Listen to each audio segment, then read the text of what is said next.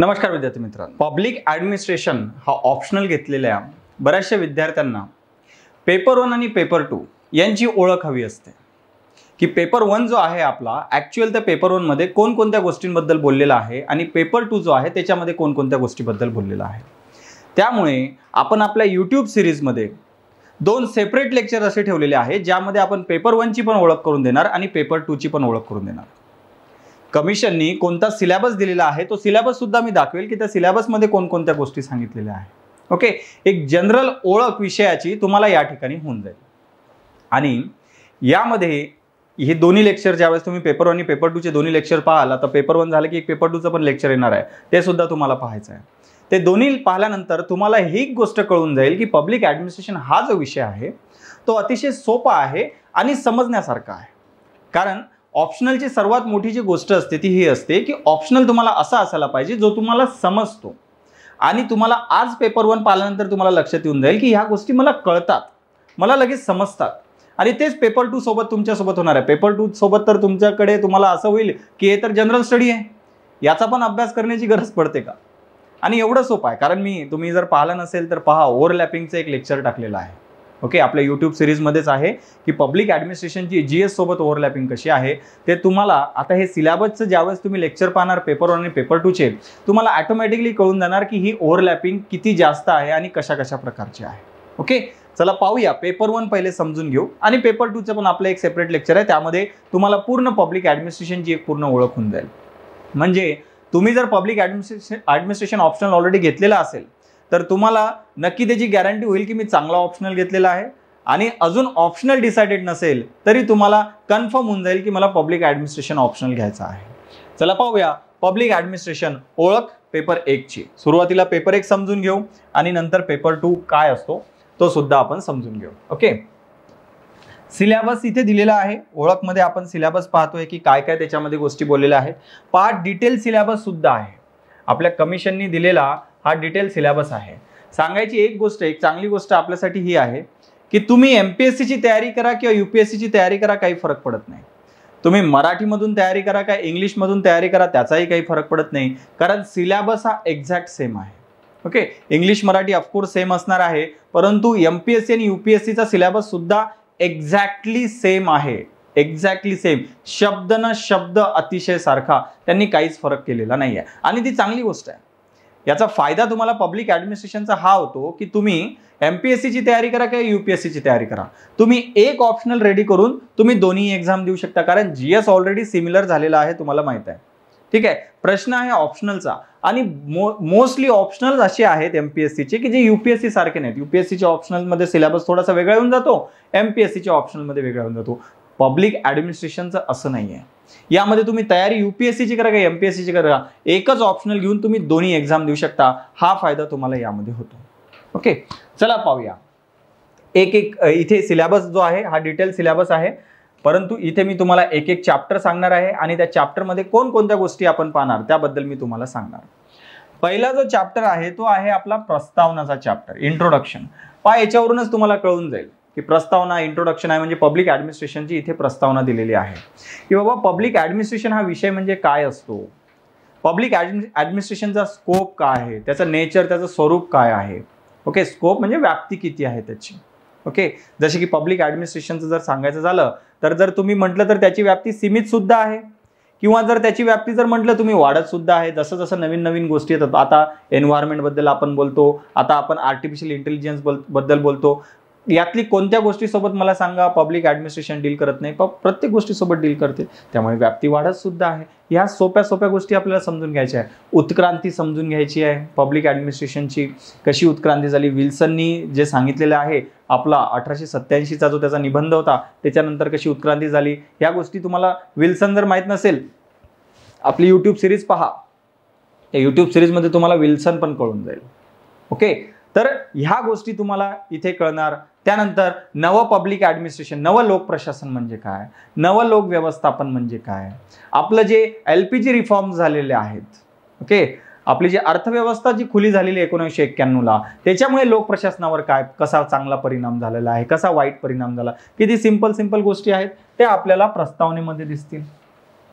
त्यानंतर दुसरी गोष्ट, हे जे समोर मी तुम्हाला सिलेबस दाखवला ना, त्यामध्ये ह्याच गोष्टी दिलेल्या आहेत. ओके, त्यानंतर प्रशासकीय विचार, ऍडमिनिस्ट्रेटिव्ह थॉट, हा असा चॅप्टर आहे जो तुमच्या प्रत्येक ऑप्शनलमध्ये असतो. परंतु पब्लिक ऍडमिनिस्ट्रेशनमध्ये या चॅप्टरचा फायदा असा आहे की हा चॅप्टर आपल्या ऑप्शनलमध्ये लगेच कळतो. आपली यूट्यूबची सिरीज जे चालू आहे, त्या यूट्यूबच्या सिरीजमध्ये जे मी वेगवेगळे थिंकर्स तुम्हाला सोप्या भाषेमध्ये समजून सांगत आहेत ना, ते आपल्या सेकंड चॅप्टरमधलेच आहे. काही लोकांना हा जो चॅप्टर असतो ऍडमिनिस्ट्रेटिव्ह थॉट प्रत्येक ऑप्शनलचा हार्ड वाटतो, परंतु तुम्ही आपली यूट्यूब सिरीज पहा, त्यामध्ये जो आपल्या ऑप्शनलचा सर्वात हार्ड एखाद्याला वाटू शकतो असा चॅप्टर सर्वात सोप्या शब्दामध्ये सांगितलेला आहे. म्हणजे लक्षात घ्या, जो बाकीच्यांना ऑप्शनलमध्ये त्यांच्या ऑप्शनलमध्ये हार्ड वाटतो तो आपल्या ऑप्शनलमध्ये सुद्धा सोपाच आहे. हा ऍडमिनिस्ट्रेटिव्ह थॉट हा चॅप्टर, प्रशासकीय विचार, यामध्ये जे वेगवेगळे जे थिंकर्स आहे, त्यांचे जे सिद्धांत आहे, ज्या थेरीज आहेत, त्या थेरीज आपण समजून घेतो. आपल्या सिरीजमध्ये तुम्ही पाहिली नसेल तर नक्की पहा, आपण सिरीजमध्ये असे वेगवेगळे थिंकर्स समजून घेत आहोत. ओके, प्रशासकीय वर्तन, ऍडमिनिस्ट्रेटिव्ह बिहेवियर, यामध्ये आपण कशाबद्दल बोलतो? मोटिवेशन, प्रेरणा. पहा किती सोप्या गोष्टी आहेत. पब्लिक ऍडमिनिस्ट्रेशन मध्ये प्रेरणेची गरज असते, बरोबर, तुम्हाला काम करायला. एक चांगलं मनोधैर्याची गरज असते, मोराल चांगलं पाहिजे तुम्हाला. या गोष्टी आपण इथे शिकतो प्रशासकीय वर्तन मध्ये. पहा, ओके, लक्षात येत आहे. लिडरशिप बद्दल शिकतो आपण, ऑर्गनायझेशन लिडरशिपच्या थेरीज, नेतृत्व किती आवश्यक आहे त्याच्याबद्दल आपण शिकतो आहे. किती सोप्या सोप्या गोष्टी आपल्या पब्लिक ऍडमिनिस्ट्रेशन मध्ये आहे. त्यानंतर संघटना, संघटनेमध्ये आपण शिकतो संघटना कोणकोणत्या वेगवेगळ्या प्रकारचे असतात.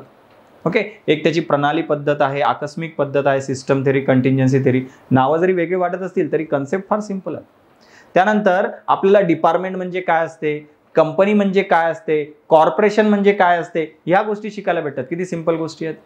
आणि वेगवेगळे जे छोटे छोटे सिद्धांत जे आहेत संघटनेचे बद्दल, संघटना कशी असायला पाहिजे, संघटना कधी ग्रो होते, वाढते कधी, विकास कधी होतो, त्या गोष्टी तुम्हाला कळतात.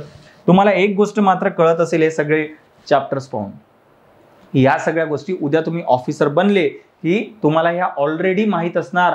जे बाकीचे ऑफिसर लोकांना आयुष्य जाईल शिकता शिकता, किती वर्ष निघून जाईल शिकता शिकता, तुम्हाला ते सिलेक्शनच्या आधीच माहीत असणार. किती चांगले तुम्हाला नॉलेज असणार आहे ऍडमिनिस्ट्रेशनचं. इंटरव्ह्यू मध्ये सर्वात जास्त फायदा कशाचा होत असेल तर तुमचा पब्लिक ऍडमिनिस्ट्रेशनचा होतो, कारण तुम्हाला नॉलेज आहे पब्लिक ऍडमिनिस्ट्रेशनचं, राईट. त्यानंतर उत्तरदायित्व आणि नियंत्रण, अकाउंटेबिलिटी आणि कंट्रोल, हा तर पूर्ण गव्हर्नन्स आहे. GS2 governance. मी आपल्या ओव्हरलॅपिंग वाल्या लेक्चरमध्ये सांगितलं होता की आपला जो गव्हर्नन्स आहे तो फार म्हणजे एवढा सिंपल होऊन जातो पब्लिक ऍडमिनिस्ट्रेशनच्या मुलांना. कारण काय की आपण पूर्ण ऑप्शनल गव्हर्नन्सचा करत आहे. ते काय GS2 चे क्वेश्चन, छोटे मोठे क्वेश्चन, ते तर असे सॉल्व्ह होऊन जातील तुमचे. त्याच्यासाठी सेपरेट अभ्यास करण्याची गरज नाही आहे. ठीक आहे.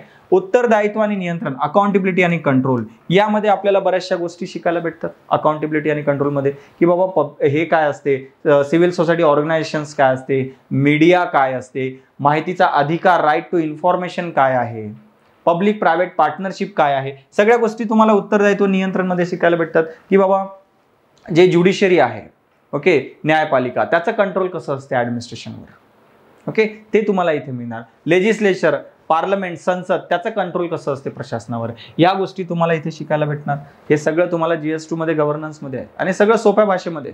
आणि याचा फायदा आहे की आपल्याकडे नोट्स पण आहेत. ओके, मराठी आणि इंग्लिश मीडियम मध्ये डिटेल नोट्स आहे. एक्झाम मध्ये ज्या प्रकारचे प्रश्न विचारले जातात त्या प्रकारच्या प्रश्नाचं रेडीमेड उत्तर आपल्या नोट्समध्ये आहे. जे तुम्हाला मार्केटमधले 100 पुस्तकं पहा, एकाही पुस्तकामध्ये जर डायरेक्ट उत्तर फटाफट लिहिता येईल, रेडीमेड उत्तराचं एकही पुस्तक असेल तर सांगा. आपले नोट्स आहेत, याच्यामध्ये रेडीमेड उत्तर आहेत सगळे. प्रशासकीय कायदा, ऍडमिनिस्ट्रेटिव्ह लॉ, जो कायदा प्रशासनाशी संबंधित असतो त्याला आपण प्रशासकीय कायदा म्हणतो. एवढं सिंपल आहे. आणि यामध्ये काय आपण वेगवेगळ्या गोष्टी समजून घेणार आहे. बाबा कायदा काय, कायद्याचं महत्व काय, okay, what is rule of law, कायद्याचं राज्य म्हणजे काय असते, okay, delegated legislation, administrative tribunal, न्यायाधिकरण काय असतात. न्यायाधिकरण तुम्हाला पॉलिटीमध्ये सुद्धा आहे, पहा इथे पण ओव्हरलॅपिंग आहे. या गोष्टी तुम्हाला इथे कळणार. कायद्याबद्दल समज तुम्हाला येणार, प्रशासनाच्या संबंधितील कायद्याबद्दल इथे प्रशासकीय कायदा चॅप्टरमध्ये. त्यानंतर तुलनात्मक लोक प्रशासन, कंपॅरेटिव्ह पब्लिक ऍडमिनिस्ट्रेशन, हे फ्रेडरिक्सने दिलेलं आहे. फार सिंपल आहे. याच्यामध्ये आपण अभ्यास कशाचा करतो की बाबा वेगवेगळ्या देशातल्या जर तुम्ही प्रशासनात जर तुलना केली तर तुम्हाला काय आढळून येते. तुम्ही पाश्चिमात्य देशातली जर प्रशासन पाहिलं किंवा जे पूर्वेकडील देशात त्यांचे प्रशासन पाहिलं तर काय फरक दिसून येतो. ओके, तर ह्या गोष्टींचा अभ्यास आपल्याला करायचा आहे. त्याच्यामध्ये आपण वेगवेगळे सोसायटीज पाहतो की डिफ्रॅक्टेड सोसायटी काय असते, फ्यूज सोसायटी काय असते, प्रिस्मॅटिक सोसायटी काय असते. नावं हार्ड वाटत असतील, सिंपल सांगतो. फ्यूज सोसायटी जे सध्या गरीब कंडिशन्स मधले प्रशासन डेव्हलप न झालेले समाज. प्रिस्मॅटिक सोसायटी जे आता वाढत आहेत. एकदम मी तुम्हाला प्रशासन डेव्हलप नाही झालेलं असे नाही म्हणू शकत किंवा खूप डेव्हलप झालं असे नाही म्हणू शकत. तसं भारतामध्ये आपण ट्रान्झिशन फेजमध्ये आपण प्रिस्मॅटिक सोसायटी. आणि डिफ्रॅक्टेड सोसायटी म्हणजे अशी सोसायटी ज्याच्यामध्ये प्रशासन ऑलरेडी खूप विकसित आहे. किती सिंपल शब्दामध्ये समजलं तुम्हाला. हीच गोष्ट आपण इथे तुलनात्मक लोक प्रशासनमध्ये शिकणार आहे. त्यानंतर विकासात्मक गतिशीलता, डेव्हलपमेंट डायनामिक्स. विकास काय असतो हा तर सर्वात सोपा चॅप्टर आहे की विकास म्हणजे काय, विकासासाठी आवश्यक गोष्टी कोणत्या आहे. किती सिंपल गोष्टी आहेत. पहिले विकास कसा व्हायचा, आता विकास कसा होतो, विकासामध्ये लोकांची भागीदारी काय आहे. किती सिंपल गोष्टी आहेत. त्या गोष्टी आपण विकासात्मक गतिशीलतामध्ये शिकणार. त्यानंतर कर्मचारी प्रशासन, पर्सनल ऍडमिनिस्ट्रेशन. कर्मचारी प्रशासन की बाबा रिक्रुटमेंट काय असते, कशी होते, किती इम्पॉर्टंट आहे. ट्रेनिंग कशी असते, किती इम्पॉर्टंट आहे. प्रमोशन किती इम्पॉर्टंट आहे. ओके, पोस्टिंग ट्रान्सफर कशी होतात, किती इम्पॉर्टंट आहे. इव्हॅल्युएशन, तुमच्या कामाचं मूल्यमापन कसं होते ऑफिसर म्हणून. हे सगळं तुम्हाला इथे कर्मचारी प्रशासनमध्ये शिकायला भेटणार. लक्षात येत आहे.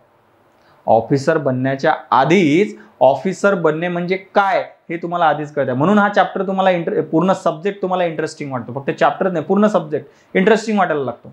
कारण तुम्हाला बनायचं आहे ऑफिसर. आणि ऑफिसर बनायचं असेल तर सर्वात चांगला जो आहे आपला सब्जेक्ट ऑप्शनल तो पब्लिक ऍडमिनिस्ट्रेशन ऑफकोर्स असणार आहे. तोच तुम्हाला ऍडमिनिस्ट्रेशनची माहिती देणार आहे.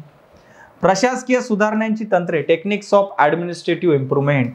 प्रशासकीय सुधारणा करण्यासाठी काय काय करण्याची गरज आहे, कोणकोणत्या नवीन टेक्नॉलॉजी असतात. जसं मॅनेजमेंट इन्फॉर्मेशन सिस्टम, टेक्नॉलॉजीचा यूज करायचा कोणत्याही प्रोजेक्टची माहिती जमा करणे आणि त्याचं ॲनालिसिस करण्यासाठी. हे कुठे शिकणार तुम्ही इथे. तो यूज कसा करायचा ते सुद्धा पाहणार. PERT काय असते, CPM टेक्निक्स काय असतात, ह्या टेक्निक्स आहेत. ऑर्गनायझेशन मेथड काय असते, ह्या टेक्निक्स आहेत तुमचे प्रशासन सुधारण्यासाठी. फक्त ह्या पब्लिक ॲडमिनिस्ट्रेशनच्या ऑप्शनलवाल्या मुलांनाच माहीत असते की प्रशासन कसं सुधारलं जाऊ शकते. फायनान्शियल ॲडमिनिस्ट्रेशन, वित्तीय प्रशासन, हे GS3चं ओव्हरलॅपिंग आहे. बजेट कसा असतो, बजेटचे प्रकार कोणते असतात, ऑडिटिंग कशी असते. ओके, संसद बजेटवर कसं कंट्रोल ठेवते, संसद जे आपलं प्रशासन आहे वित्तीय प्रशासन गव्हर्नमेंटचं त्याच्यावर कसं कंट्रोल ठेवते, त्याच्यासाठी कोणकोणते वेगवेगळे मेथड्स आहेत. ह्या गोष्टी आहेत आपल्या सोप्या गोष्टी. फिस्कल पॉलिसी काय, मॉनिटरी पॉलिसी काय. फिस्कल पॉलिसी गव्हर्नमेंटची, मॉनिटरी पॉलिसी RBIची कशी असते, हे सगळं GS3 मध्ये होऊन जाते तुमचं GS मध्ये. ते सगळ्या गोष्टी तुम्हाला इथे वित्तीय प्रशासनमध्ये असते. हा चॅप्टर सुद्धा तुम्हाला फार सेपरेटली करण्याची गरज पडत नाही. लक्षात येत आहे किती सोप्या भाषेमध्ये आपण समजून घेतला पेपर 1. आणि ह्याच सिलेबस इथे दिलेला आहे. ओके, त्याच गोष्टी सगळ्या आपल्याला, ज्या गोष्टी मी तुम्हाला सांगितल्या त्याच गोष्टी आपल्याला इथे सिलेबसमध्ये दिसून येतात. पहा, जसं मी वित्तीय प्रशासनमध्ये सांगितलं, मौद्रिक आणि राजकोषीय धोरण. मौद्रिक धोरण जे RBIचं, मॉनिटरी पॉलिसी. राजकीय धोरण फिस्कल पॉलिसी गव्हर्नमेंटची. ओके, त्यानंतर सार्वजनिक उधारी, सरकार कशा प्रकारे उधारी घेते, कुठून घेते. Okay, simple. ओके, अर्थसंकल्प, बजेट म्हणजे काय, त्याचे प्रकार म्हणजे किती काय असतात, किती सिंपल गोष्टी. ऑडिटिंग, अकाउंटिंग कशी होते, हे सगळं GS3 मध्ये. याच गोष्टी जे मी तुम्हाला सांगितल्या सगळ्या गोष्टी तुम्हाला या ठिकाणी सिलेबसमध्ये दिलेल्या आहेत. किती सोपा आपला पब्लिक ऍडमिनिस्ट्रेशन ऑप्शनल आहे तुम्हाला इथे कळत असेल. ठीक आहे. आणि विशेष म्हणजे ऑप्शनल तर सोपा आहेच, नोट्स अवेलेबल असणे सर्वात आवश्यक आहे. आणि आपल्याकडे नोट्स आहेत, ही सर्वात मोठी गोष्ट आपल्याकडे आहे. ओके, हे आपली ताकद आहे की आपल्याकडे नोट्स आहेत जे मार्केटमध्ये कुठेच नाही. इंग्लिश आणि मराठी मीडियम दोन्ही मीडियममध्ये आणि एक्झामला पाहिजे तशा. हे आपली इथे आपल्या कोर्सची ताकद आहे, आपल्या पब्लिक ॲडमिनिस्ट्रेशन कोर्सची. ओके, त्यामुळे जर ऑप्शनल पब्लिक ॲडमिनिस्ट्रेशन घ्यायचा हे जर ठरवलं असेल तर आपला कोर्स नक्की घ्या. ऑफलाईन पाहिजे असेल, ऑफलाईन कोर्स आहे. ऑफलाईन कोर्स जो आहे आपला 7 जुलैला, तुम्ही पुण्याला असाल तर आपला ऑफलाईन कोर्स चालू होत आहे 7 जुलैला. आणि जर तुम्ही पुण्यामध्ये नाही आहे किंवा ऑनलाईन कोर्स घ्यायचा आहे, ऑनलाईनमध्ये सोपं पडते, तुमच्या हिशोबाने तुम्ही ऑनलाईन कोर्स घेऊ शकता. आपल्या हिशोबाने रेकॉर्डेड लेक्चर जेव्हा पाहिजे तेव्हा जसे पाहिजे तसे पाहू शकतात. तेही इंग्लिश आणि मराठी मीडियम दोन्हीमध्ये अवेलेबल आहे पहा ऑनलाईन. कुठे अवेलेबल आहे? ज्ञानदीप ऑप्शनल या ऍपवर अवेलेबल आहे. लक्षात घ्या, तुम्हाला ज्ञानदीप ऑप्शनल हा ऍप डाउनलोड करावा लागेल. तिथे पब्लिक ऍडमिनिस्ट्रेशन मध्ये इंग्लिश आणि मराठी दोन्ही कोर्स तुम्हाला अवेलेबल असतील. ऑनलाईन असो का ऑफलाईन, लेक्चर सोबत नोट्स तुम्हाला नक्की मिळणार, माझी पर्सनल मेंटरशिप मिळणार, त्यानंतर तुम्हाला टेस्ट सिरीज सुद्धा मिळणार आणि आन्सर रायटिंगचे सेपरेट सेशन होणार ऑफलाईन मध्ये सुद्धा आणि ऑनलाईन मध्ये सुद्धा. ओके, बाकी अजून काय बेनिफिट्स आहेत, असे आपले लेक्चर्स अजून पडत राहतील. तुम्हाला पब्लिक ऍडमिनिस्ट्रेशन चे बेनिफिट्स काय आहे, सर्वात सोपं ऑप्शनल काय आहे, ते सुद्धा तुम्हाला हळूहळू कळून जाईल. आपले बाकीचे लेक्चर्स पाहत राहा, सगळ्या गोष्टी तुमच्या सगळ्या क्लिअर होऊन जातील. आपला कोर्स किती चांगला आहे त्या सगळ्या गोष्टी तुम्हाला हळूहळू कळत जातील. त्यामुळे जर पब्लिक ऍडमिनिस्ट्रेशन ऑप्शनल घ्यायचं ठरवलं असेल तर वेळ घालवू नका आणि लगेच आपला कोर्स घ्या. ऑफलाईन मीडियम मध्ये असेल तरी एन्क्वायरी करा. इथे नंबर दिलेला आहे माझा 940 542 546 आणि 1, यावर कॉन्टॅक्ट करा. आणि ऑनलाईन जरी पाहिजे असेल तरी तुम्ही मला कॉन्टॅक्ट करू शकतात आणि ज्ञानदीप ऑप्शनल या ॲपला व्हिजिट करून तुम्ही तो कोर्स घेऊ शकता. ओके, जसा पेपर 1 तुम्ही समजून घेतला असाच पेपर 2चं पण आपलं लेक्चर असणार आहे. ते लेक्चर सुद्धा पहा. तुम्हाला पेपर 1 आणि पेपर 2 दोन्ही पण चांगले आपले पब्लिक ऍडमिनिस्ट्रेशनचे कळून जातील. Okay, thank you, all the best.